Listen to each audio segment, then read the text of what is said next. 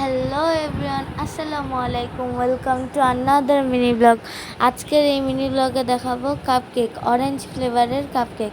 নেক্সটে চলে যাচ্ছি। এখানে কিন্তু এগে মিশ্রণে কী কী দেওয়া হয়েছে আর শুকনো উপকরণে কী কী দেওয়া হয়েছে সেটা আমি দেখাতে পারিনি, কারণ আমি ভিডিওটা অন করতে ভুলে গিয়েছি, তার জন্য সরি।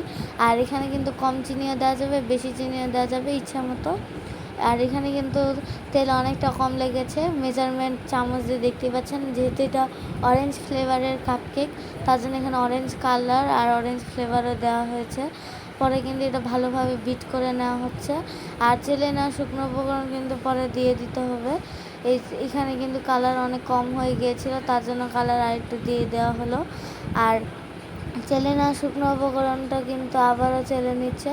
আর একবার দুবার চেলে নিলে হবে না, এটা কিন্তু 4-5 বার চেলে নিতে হবে, তাহলে ভালোভাবে এটা হয়ে যাবে। আর এখানে আমার ক্যামেরাটা একটু সরে গিয়েছিল, তার জন্য সরি।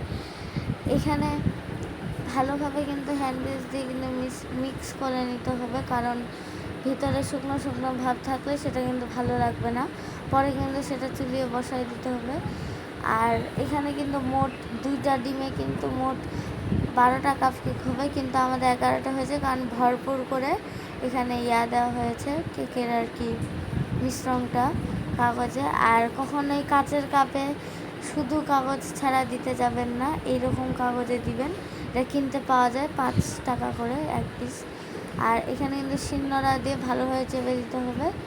পরে কিন্তু এখানে কাপের আরও 4টা ধরার কথা, বাট অনেক ভরপুর করে দেওয়ার জন্য এখানে মোট 11টা হয়েছে, বাট এখানে কিন্তু 12টাই হতো, তো 12টাই হবে আপনাদের 2টা ডিমে। নেক্সটে চলে যাচ্ছি। এটা হচ্ছে ফাইনাল লুক। কত সুন্দর লাগছে কালারটা, বাস্তবে অনেক সুন্দর লাগছিল, বাট ক্যামেরা একটু লাইট লাগছিল। আর অনেক সুন্দর কিন্তু লাগছে।